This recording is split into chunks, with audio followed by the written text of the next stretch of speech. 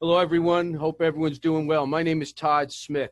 For those of you who do not know me, I'm very active in the business and commercial and residential mortgage market. My license is currently with Mortgage Unlimited here in Garfield, New Jersey. It is a tremendous company. I am also a publisher of 3 books, a novel and 2 business books. I'm here today with my good friend and business associate, Edwin Arrocho. He's a corporate executive at Mortgage Unlimited. He's a 16-year veteran. I've been working with him a long time. He's a tremendous guy, and we're going to have a discussion today on navigating the mortgage markets during COVID-19. First, I'd like to just say thank you, Edwin, for your time. I know we've been spending a few days trying to schedule this. You're a busy guy. So I think my first question is, are loans being originated, underwritten, getting through processing and closing during this very unusual time that we're in? Yeah, well, Todd, thank you very much for allowing me the opportunity to join you on one of these conversations, these coffee talks here. And the answer, the quick answer is yes. Loans are still being processed. Loans are still, individuals are still able to take advantage of, refinancing their home, restructuring their mortgages, purchasing their dream homes, buying up and buying down. We'll uncover this in a little bit, but there is a pause, and there are specific changes that have taken place to slow the process down, and in some instances, bring it to a complete halt. But business is still being done, just at a very, very different level right now. Why don't you share a little bit of some of the changes or alterations, I don't like the same changes, some of the nuances that are going on in the mortgage markets that are creating it to halt or slow down, rather. We'll cover those first, and then those that are bringing it to a halt. I think that's important information for the consumer public to know. Sure. So we all have to be aware that the average, in an average year, the mortgage industry is capable of processing, or handling a capacity of anywhere between $2 to $3 trillion worth of mortgage opportunities. That's in a combination of people buying up, buying down, restructuring and purchasing homes, or growing their investment portfolio. Between late February and mid-March, the capacity or the demand for mortgages was 3 times that amount, right? So right there, that caused investors to be a little bit spooked and force interest rates to do this volatile song and dance that it's been doing for the last month. Now, for the last month or 45 days. That, coupled with the fact that we're dealing with this pandemic where we have individuals from across the globe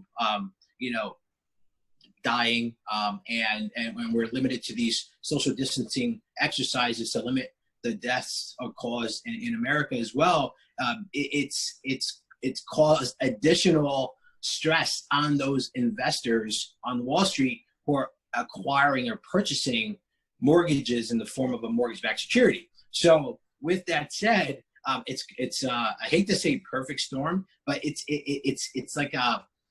like a stew of just bad that's taken place, and everybody's trying to register it while they're managing conflict. And one of the things that's causing investors to get spooked, usually what they do, they try to protect their margins, right? And they try to slow down the process. So you find that if it wasn't for the feds jumping in and buying the demand of mortgage-backed securities, rates would be in the 5s right now. So the feds are actually mitigating or allowing to manage this rate environment. And everybody, this rate environment is going to stay here for at least the next 6 months. And I'll let the pro over here on the other side of this call go in. And that's my opinion. But we all have them. It is rooted on fact. I agree.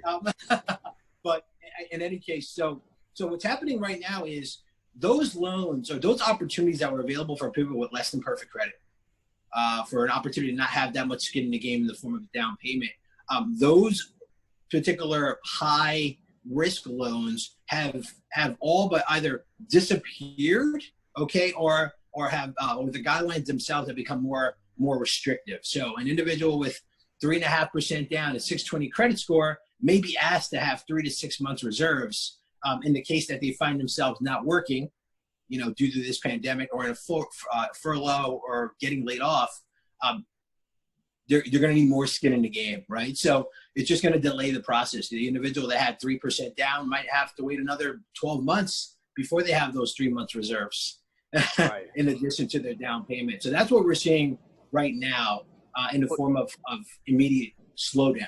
When you say slow down, does that also include the processing time? Has the processing also been elongated? Because I think that's important information, specifically for people who are buying homes, the attorneys and the real estate agents who are negotiating the contracts.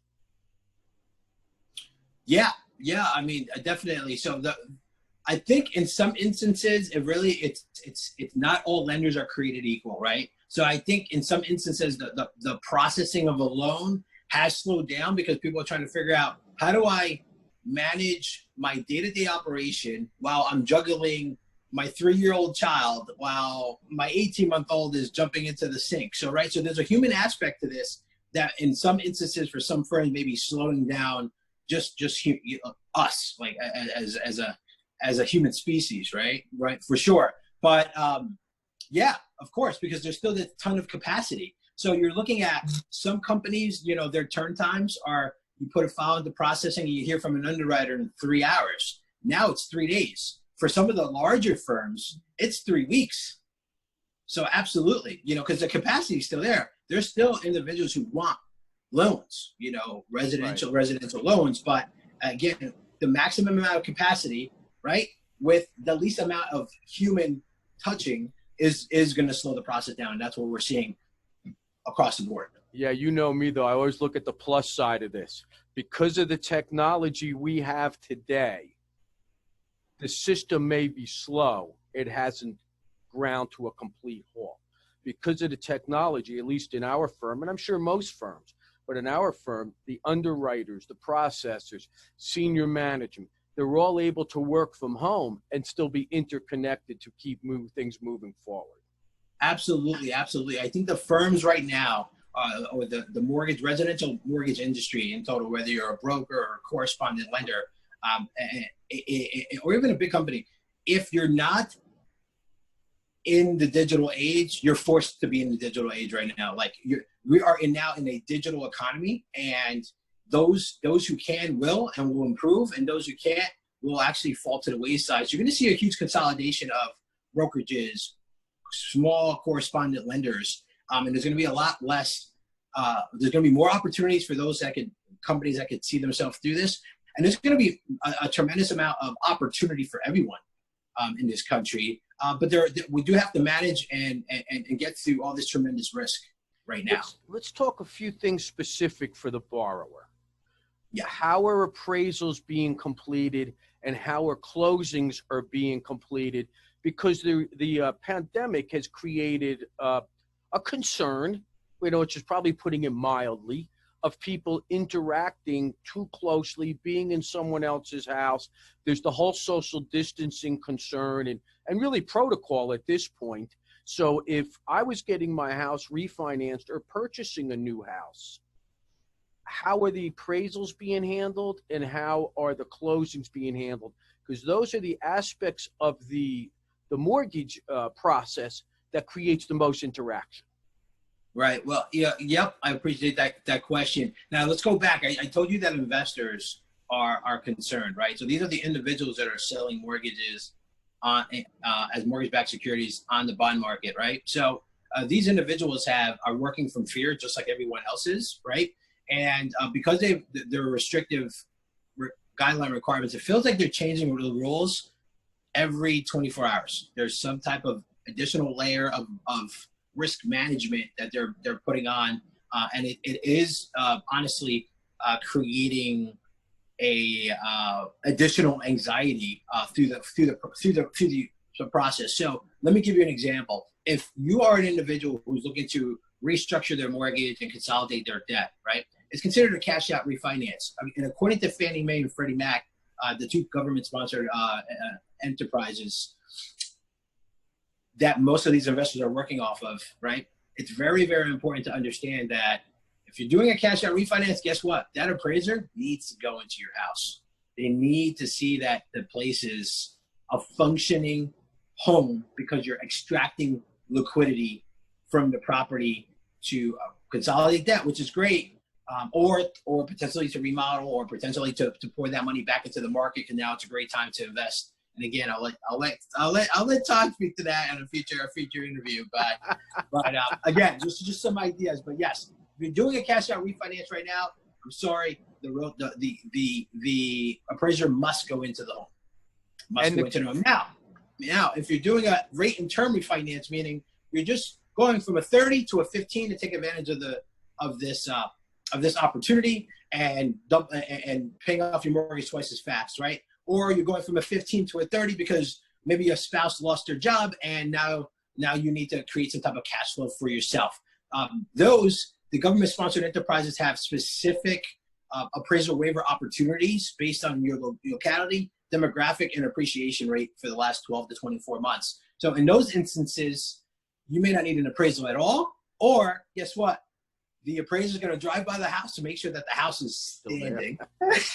They're going to extract pictures from the NMLS, from Zillow, from public record, and they're going to come up with an appraisal review. Now, the caveat to that just today is that now there's always been a grading system for these appraisal reports. Now, these appraisal reports need a grading of 5, right? And if so it needs to be like 50% accurate. And if it's below 50% accurate, you can't close the loan. Well, let's hope the appraisals are at least 50% accurate. I think that benefits everyone, all right? I think to get them below 50% accuracy, there's problems that just would continue to grow, right? Yes. What about the closings? How are the closings being handled because of the challenges? The most, I guess, the more modern municipalities are allowing for what's called e-closings.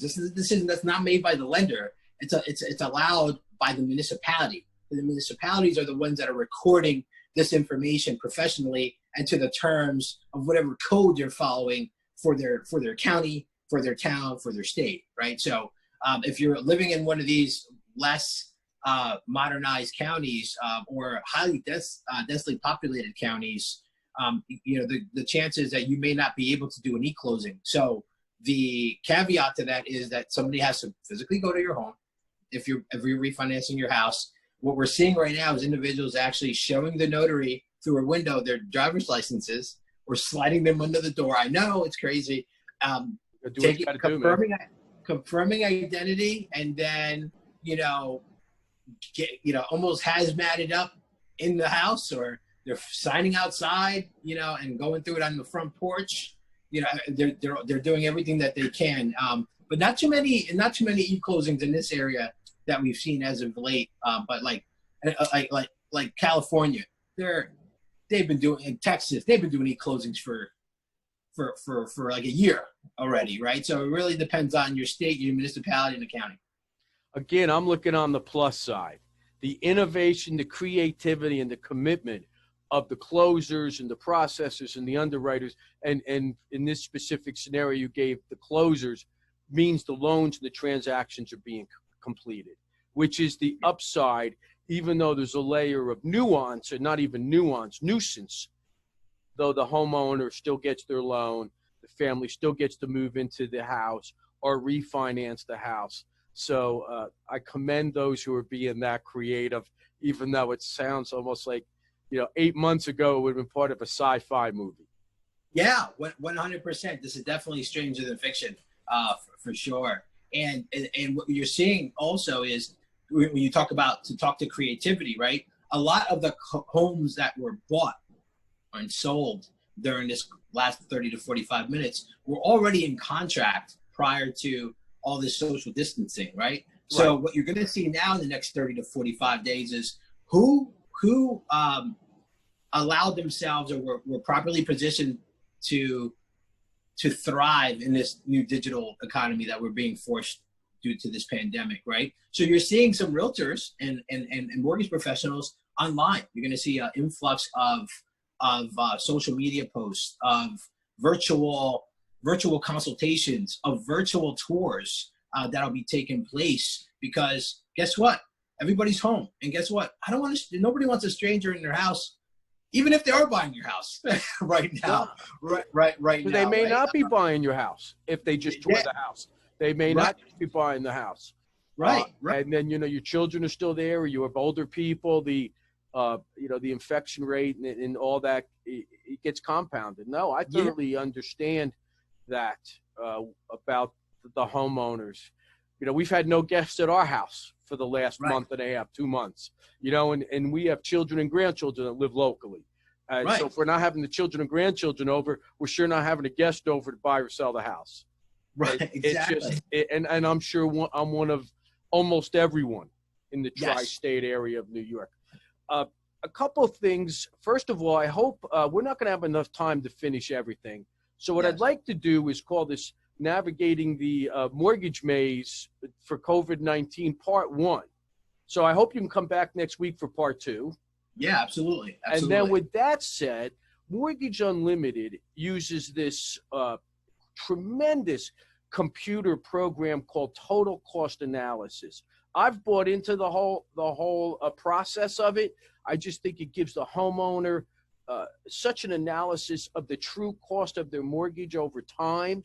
So if you could give a few minute description of that, and then we'll leave there, we'll pick that back up next week, where we could do a full presentation on how that benefits the home buyer and the homeowner who's refinancing their property. Yeah. So when we're talking about, listen, there right now there is tremendous risk and tremendous opportunity. The tremendous risk right now is that guidelines are changing every single day, right? And we don't know in the next 6 months of all of the current opportunities to lower your rate, to pay your mortgage off faster, to draw cash out, to weather this particular storm, to consolidate your debt, to remodel, to list because your house is too big or your house is too small. We don't know what loans are going to look like in 6 months, right? So it's very important to connect with your mortgage professional and have a consultation and a review of what are your goals financially, in the next 6 months, right? And what's your current financial situation right now? And then get a total cost analysis. Understand if you do decide to take advantage of the massive opportunities that are currently here, to potentially restructure a mortgage, you need a total cost analysis. You need to know what is it going to cost you today, what immediate impact is going to have on you, and then what is the total cost over time, whether that time is 6 months from now, whether that time is 5 years from now, or even 15 years from now, right? So what we use a total cost analysis. We engage in what's called let me see if I can share my screen with you. Not sure if I can.